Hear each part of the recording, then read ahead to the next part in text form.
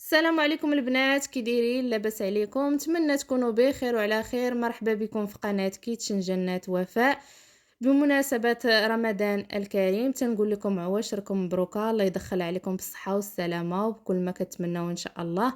اليوم ان شاء الله غنشارك معكم الصفوف والشباكيه والبريوات ولسان طير. خليكم معايا حتى لاخر الفيديو. كما كتشوفوا هنايا غادي نصاوبوا الصفوف. هنا عندنا في قصريه الفورس اللي ديجا محمره. غادي نضيفو حبه حلاوه والنافع والكوزه والمسكه حره. غادي نضيفو القرفه. غادي نخلطوهم مزيان. ما شاركتش معكم البنات المقادير لان ديجا مشاركه معكم، واللي بغى شي حاجه يخليها لي في لي كومونتير مرحبا. نخلطو مزيان.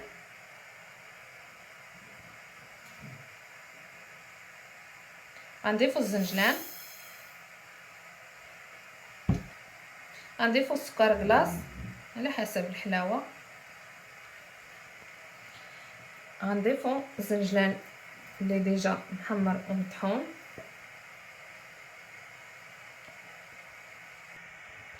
وغنضيفو اللوز حتى هو اللي ديجا قليناه وطحناه.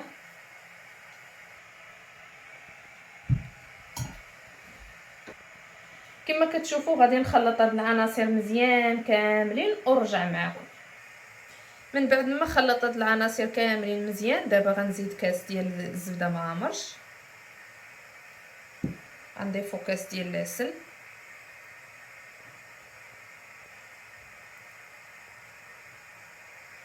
غادي نخلطو مزيان صافي البنات. ونبدا نعجنها بالزيت اللي قليت فيه اللوز ومخلط مع زيت الزيتون، سخنته وغادي نبدا نخلط به. نخلطها ونرجع معكم. كما كتشوفوا البنات هذا هو الشكل النهائي ديال الصفوف. نتمنى ينال الاعجاب ديالكم. ودابا غندوزو باش نحضروا لسان الطير. كما كتشوفوا هنا عندي 4 الكيسان ديال الفورص، صفار بيضه، 3 المعالق ديال الزيت،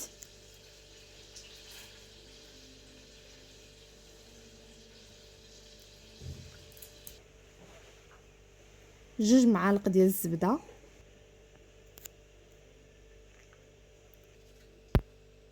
معلقه ديال الخل، شويه ديال الملحه، معلقه قرفه، نصف خماره، نص كاس ديال الماء زهر. ونخلطو مزيان العجين.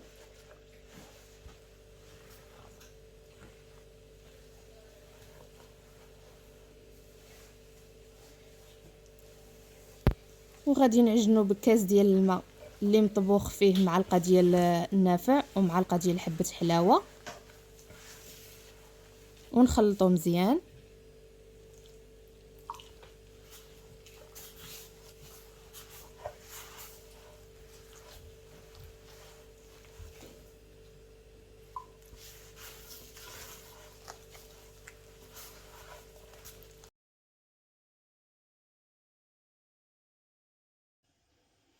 كما كتشوفوا من بعد ما خليت العجينه ديالي ترتاح مده ديال 2 سوايع، دابا غادي نشكلها على شكل كويرات صغار. من بعد ما شكلتها كويرات صغار، دابا غنخليها ترتاح مده ديال نص ساعه. كما كتشوفوا من بعد ما ارتاحت ليا العجينه ديالي، دابا غندوز نبسطها بالدلاك وبالنشا ان شاء الله. نبسطوهم مزيان بالرقاق بالنشا ونرجع معكم. كما كتشوفوا من بعد ما بسطتها مزيان رقيقه، دابا غنسخن المقله ديالي ونبدا نطيبو. غادي ندير هاد الطيب غير شويه تصهد صافي نحيدها. غنستمر هكا تنسالي العجين ديالي. كما كتشوفوا غير كنصهدها ونقلبها عاوتاني ونحيدها، نستمر بحال هكا تنسالي كلشي. كما كتشوفوا من بعد ما طيبت الكريسات ديالي غندير دابا وحده في وحده.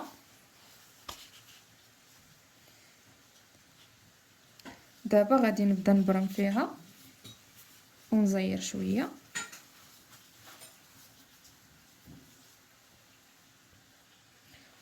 وهنا غنسدهم بالعجين ديال الماء والدقيق، نسدو مزيان.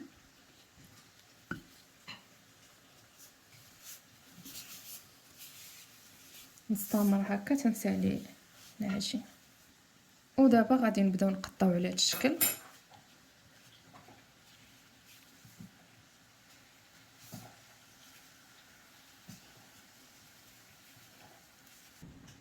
ودابا غندوزو باش نقليوهم في الزيت ان شاء الله.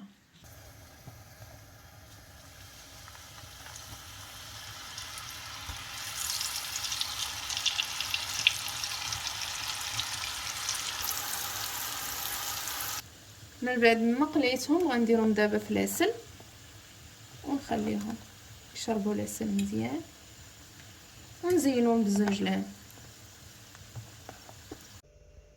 دابا غندوزو باش نحضر الشباكيه. كما تشوفوا هنا عندي 2 كيلو ديال الفورص غربلتهم، غنزيدو عليهم النافع وحبه حلاوه، غنزيدو عليهم القرفه،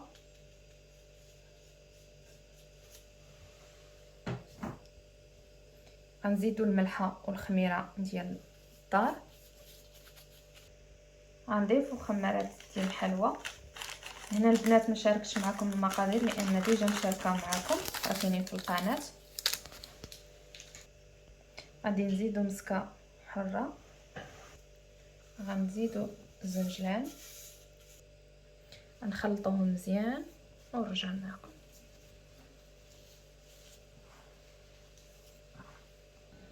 من بعد ما خلطتهم مزيان دابا غنضيف الزيت، غنضيفو الزبده، نخلطهم حتى مزيان ونرجع معكم.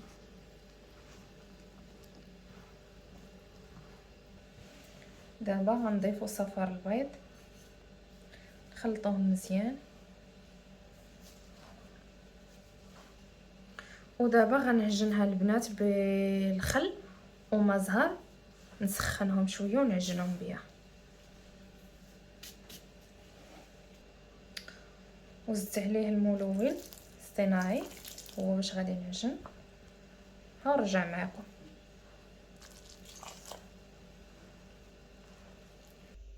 كما كتشوفوا من بعد ما عجنت العجينه ديالي ديال الشباكيه شكلتها على شكل كويرات، صافي درتها في البلاستيكه نخليها ترتاح نص ساعه. كما كتشوفوا من بعد ما ارتاحت لينا العجينه ديالنا بسطتها مزيان وغندير ليها بحال هكا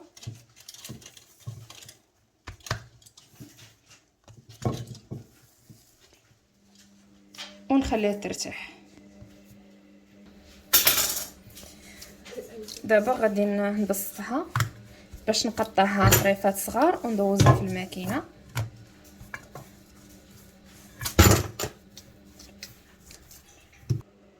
دابا غادي نقطعها، دابا غنجمعهم ونديرهم في البلاستيك ونبدا ندوز في الماكينه بالوحده الوحده.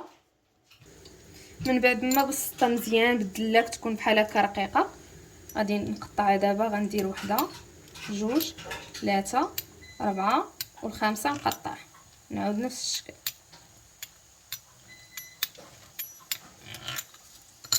ودابا غادي نشبكوها، غنهزو واحد ونخليو واحد ونحطوه فوق الاخر، ونخليو عاوتاني واحد ونحطوه فوق الاخر، وكنشدو هاد القناه بحال هكا صافي نقلبوها